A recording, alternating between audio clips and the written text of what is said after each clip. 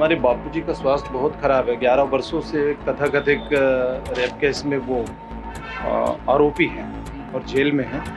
इन दिनों उनके स्वास्थ्य बहुत खराब है। हम चाहते हैं कि उन्हें स्वास्थ्य के लिए कम से कम बेल मिले। न्यायपालिका और सत्ता में बैठे हुए जो शासन प्रशासन से हमारी ये मांग रही है, पिछले 11 वर्षों से हम ये मांग करते आ रहे हैं कि आप न्याय कीजिए और सीबीआई जांच करवाइए। मैं बार बार बोलूँगा, केवल राजनीतिक कारण है। कांग्रेस के समय में पॉस्को का एक्ट लागू हुआ। इन लोगों ने संसद में एक कानून बनाया पॉस्को का, और हमें जहाँ तक विश्वास है ये कानून केवल बापूजी को गिरफ्तार करने के लिए बनाया गया। 2006 की बात है, हमारे साथ ऐसा हुआ। तो भैया जब तुम्हारे साथ 2006 में हुआ तो बताते 2 साल के बाद मेरी छोटी बहन आश्रम में समर्पित होने गई। तो जब तुम्हारे साथ कुछ गलत होगा तो तुम्हारी छोटी बहन को तुम समर्पित होने आश्रम में भेज दोगे? नमस्कार, मैं योगेश और भिलाई टाइम्स देख रहे हैं आप, और मैं देख रहा हूं आसाराम के समर्थकों को। वही आसाराम जो अभी भी किसी के लिए पूजनीय है तो किसी के लिए अभी भी वह अपराधी है। आज उनके समर्थक जो है राजनांदगांव में है और उनके रिहाई के मांग के लिए आज विशाल रैली का आयोजन किया गया है, साथ ही धरना भी प्रदर्शन किया गया है। आज उन लोग खड़े हुए हैं, उनसे बातचीत करने की कोशिश करते हैं क्या मांग है उनकी। और कुछ महिलाएं भी हैं, कुछ पुरुष भी हैं जो एक साथ खड़े हुए हैं। लगभग 10 साल से जेल में कैद है, उम्र कैद की सज़ा सुनाई गई है। 2024 है, 11 साल हो गए हैं। क्या नाम है भाई साहब? दिलीप सिन्हा है मेरा नाम जी। आज विशाल रैली है, क्या कुछ मांगे हैं आपकी? हमारे बापूजी का स्वास्थ्य बहुत खराब है। 11 वर्षों से एक तथाकथित रेप केस में वो आरोपी हैं और जेल में हैं। इन दिनों उनके स्वास्थ्य बहुत खराब है। हम चाहते हैं कि उन्हें स्वास्थ्य के लिए कम से कम बेल मिले, उनकी रिहाई हो। बेल की मांग है? मतलब बेल की मांग है जी। लगभग 15 से ज़्यादा जमानत याचिका जो है वो खारिज कर दी गई है। क्या वजह मानते हैं आप इसे? केवल राजनीतिक कारण है। राजनीतिक द्वेषवश उन्हें गिरफ्तार किया गया है, एक षड्यंत्र के तहत फंसाया गया है। और यही कारण है कि आप देख सकते हैं हरियाणा में राम रहीम को वो जब चाहता है तब उनको पैरोल मिल जाता है, बेल मिल जाता है। 10 दिन के लिए, 20 दिन के लिए, 50 दिन के लिए उनको छोड़ दिया जाता है जब चाहता है वो। मगर हमारे बापूजी 86 वर्ष के एक वृद्धावस्था में हैं और इस वक्त उनका स्वास्थ्य बहुत ख़राब है, फिर भी उन्हें बेल नहीं दी जा रही है। ये केवल राजनीतिक कारण से ऐसा संभव है। और न्यायपालिका की अगर बात करें तो हमारा उन पे विश्वास है, मगर फास्ट ट्रैक केस चल रहा है, कोर्ट चल रहा है और 11 वर्ष हो गया है, तो हमें न्याय की उम्मीदें हैं पर न्याय मिल नहीं पा रहा है। तो इसके पीछे हम राजनीतिक कारण देखते हैं। मतलब आप चाहते हैं कि उम्र बहुत ज़्यादा हो गया और बीमार भी है, इस कारण उनको रिहाई मिल जाए। लेकिन आप इतने बड़े बड़े वकील लगाए हुए हैं, मतलब फिर भी अभी तक जमानत नहीं मिली है। मैं बार बार बोलूँगा, केवल राजनीतिक कारण है। कांग्रेस के समय में पॉस्को का एक्ट लागू हुआ।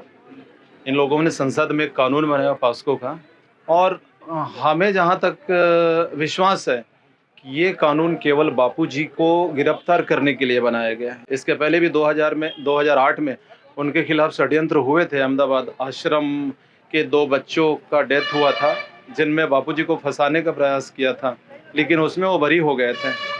मगर कहते हैं ना कि संतों के पास संतों का धन केवल चरित्र होता है, तो इस बार उन्होंने सही जगह पे तीर मारा है और बापूजी को फंसाया है। मांगे पूरी नहीं हुई तो? मांगे पूरी नहीं हुई तो आंदोलन बड़ा रूप लेगा। 10 सालों से हमें नरेंद्र मोदी सरकार पर भरोसा रहा है और वो भरोसा में खरे नहीं उतरे हैं, हमारे साथ न्याय नहीं कर पाए। नरेंद्र मोदी की सरकारें बहुत सारी देश में गौरवमयी काम किए हैं, नहीं भुलाया जा सकता। इतिहास के पन्नों में उनका नाम लिखा जाएगा, मगर स्वर्णिम अक्षरों में ये भी लिखा जाएगा कि उन्होंने इस देश के एक महान संत, जिन्होंने युवाओं का चरित्र निर्माण किया है, देशभक्ति के जज्बा हर युवाओं में भरे हैं, उनके साथ न्याय नहीं कर पाया बल्कि घोर अन्याय किया। ये इतिहास के पन्नों में स्वर्णिम अक्षरों में लिखा जाएगा। जी। उनके ऊपर 140 से अधिक जो है वो गवाह है और 14 अलग अलग धाराओं में उनकी गिरफ्तारी हुई है। तो आप क्या मांगते हैं कोर्ट से? हम कोर्ट से केवल यही कहते हैं कि सारे केस की जांच के लिए कमेटी बिठाया जाए केंद्र के द्वारा और निष्पक्ष जांच हो। निष्पक्ष जांच यदि होगी तो सब दूध का दूध और पानी का पानी हो जाएगा। कोर्ट के द्वारा आजीवन कारावास की सजा सुनाई गई है, तो आप कोर्ट के फैसले को गलत मानते हैं? कोर्ट के फैसले को गलत कैसे मान सकते हैं? प्राथमिक स्तर पर कोर्ट ने लोअर कोर्ट में जो आप बोल रहे हो आजीवन कारावास की सज़ा दी है, उसके ऊपर हाई कोर्ट है, सुप्रीम कोर्ट है। मगर फास्ट ट्रैक कोर्ट किसको कहते हैं? 11 साल हो गए, केवल निचले क्रम के कोर्ट का ही फैसला आया है। ऊपर डेट पे डेट, तारीख पे तारीख हमको दिया जा रहा है। कितना भरोसा करे, कैसे भरोसा करे, समझ में नहीं आता।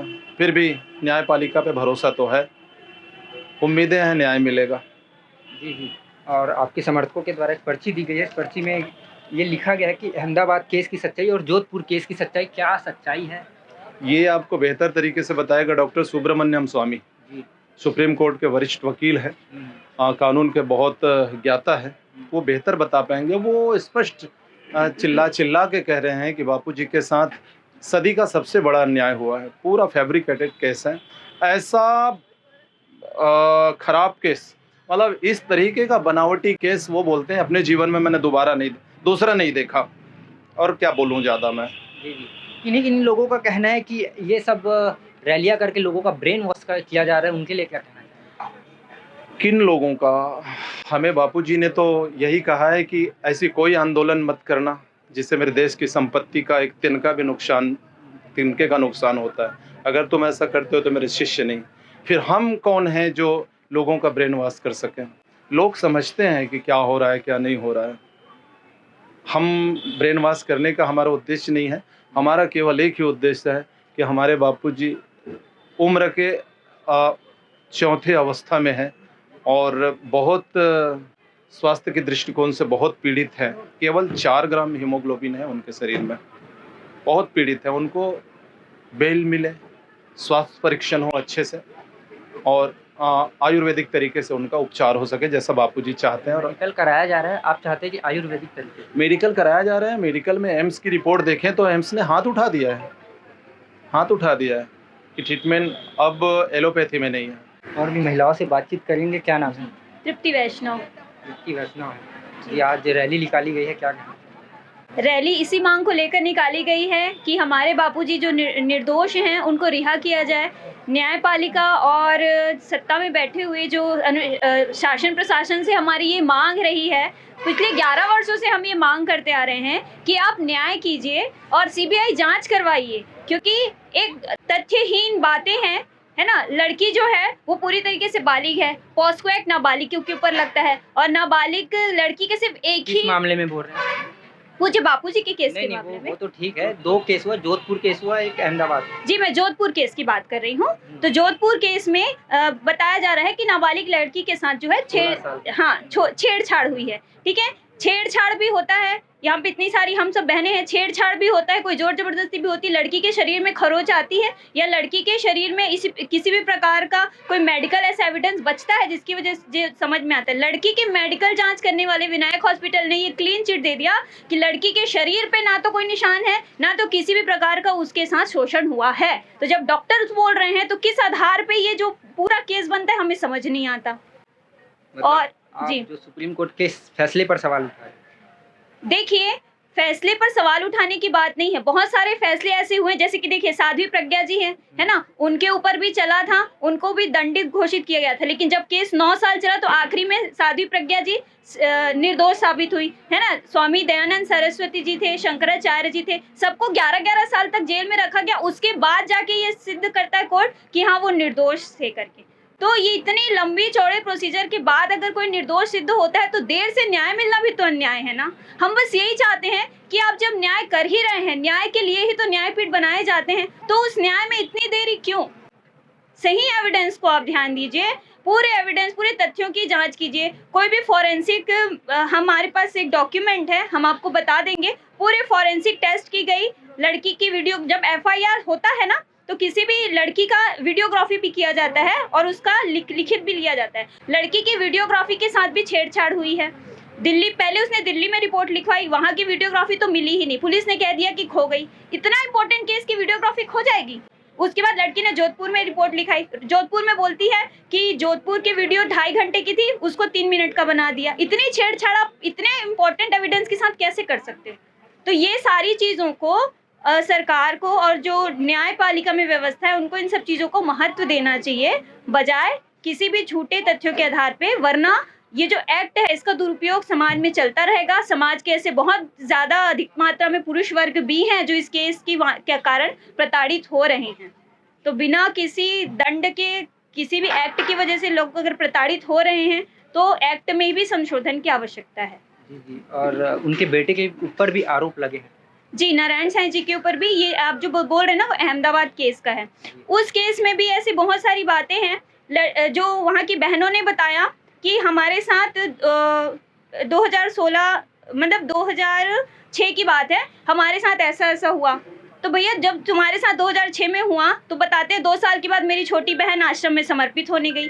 तो जब तुम्हारे साथ कुछ गलत होगा तो तुम्हारी छोटी बहन को तुम समर्पित होने आश्रम में भेज दोगे। मतलब उनके ना खुद के बयानों में विरोधाभास है, जो कि सरकार भी जानती है। सरकार ने भी ये लिखित में दिया था कि इनके बयानों में विरोधाभास है, तो इस विरोधाभास को पहले दूर किया जाए। और उनकी जो साथ में रहने वाली थी, जिस लड़की ने अहमदाबाद केस में रिपोर्ट की, उसकी जिसका नाम वो लोग ले रहे थे कि उसने हमें मदद की, तो उसने भी कहा कि ये जो भी बातें बता रही है उन सब चीज़ों में मैं संलिप्त नहीं थी। तो मतलब अगर कोई व्यक्ति आके खड़ा हो रहा है तो उसकी गतिविधियों की जानकारी 4 लोगों को होती है, तो आप उसी की बात में यकीन ना करके 4 लोगों से भी तो की बातों को भी तो महत्व दिया जा सकता है ना। तो बस हमारा यही है कि जितने भी तथ्य और एविडेंस की बात करते हैं ना, तो उन सारे एविडेंस को गंभीरता से लेना चाहिए। जी जी, लगातार देखा जा रहा है किसी भी धर्म के हो, उनके बाबाओं के द्वारा इस प्रकार की आपराधिक गतिविधि हो रही है, तो लोग जो है वो आक्रोश में रहते हैं बिना कुछ सच जाने। उनके लिए क्या कहना चाहिए?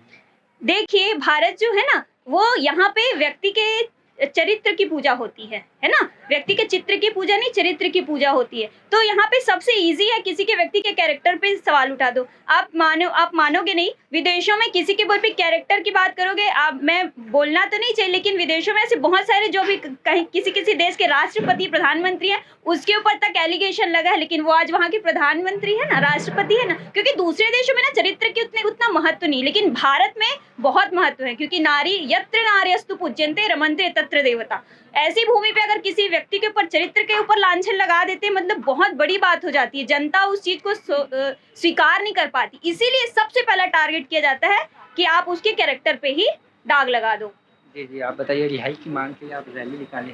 जी हाँ, हम लोग 8 मार्च के उपलक्ष्य में जितनी भी हमारी महिला मंडल की बहनें हैं, है ना, सभी रैली निकाले और हम सब यही मांग कर रहे हैं कि बापूजी को शीघ्र अतिशीघ्र रिहाई दे। और अभी लोकसभा चुनाव भी होने वाला है, उसमें हम सभी बहनें ये कर रहे हैं कि हम वोट नहीं देंगे, क्योंकि हम हर बार यही मांग करते, इवन हम यहाँ जाके कलेक्टेड ऑफिस हो गया, इवन प्राइम मिनिस्टर को, है ना, हम लोग ज्ञापन सौंपते हैं, देते हैं उनको, बट कभी कोई सुनवाई नहीं की गई। बापूजी ने हमें कभी ये नहीं कहा कि तुम धरने पे बैठो, तुम हड़ताल में बैठो, कभी नहीं कहा। हम शांतिपूर्वक करते रहे। पर अब बात आ गई है बापूजी की स्वास्थ्य की, तो स्वास्थ्य को देखते हुए हम लोग मांग कर रहे हैं, आप मीडिया के थ्रू मांग कर रहे हैं कि इनको शीघ्र अतिशीघ्र रिहाई दे।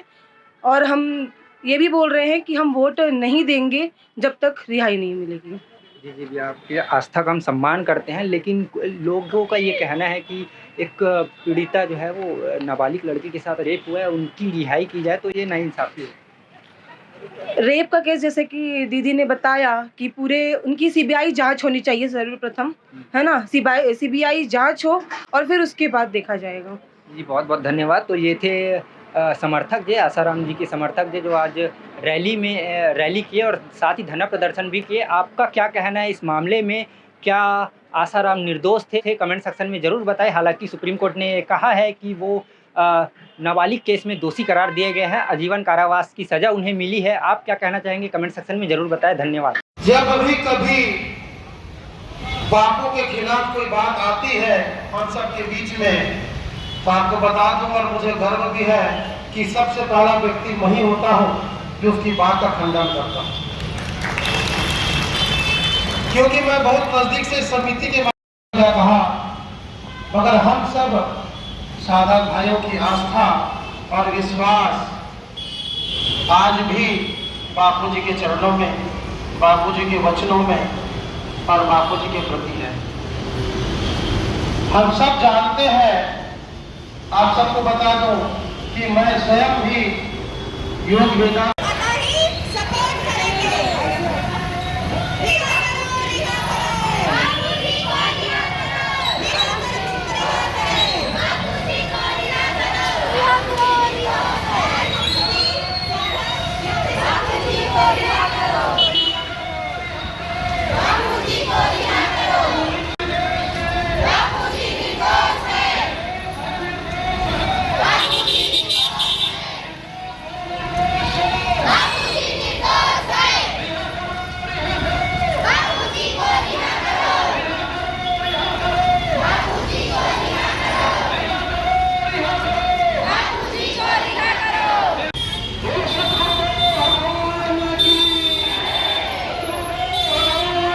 जब भी कभी बापू के खिलाफ कोई बात आती है हम सब के बीच में, तो आपको बता दूं और मुझे गर्व भी है कि सबसे पहला व्यक्ति मैं ही होता हूं जो उसकी बात का खंडन करता हूं,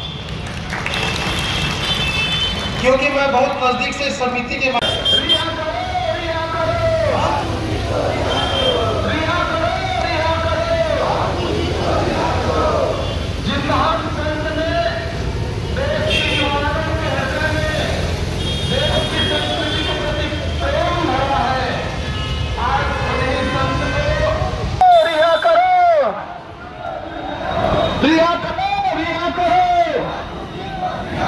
निर्देश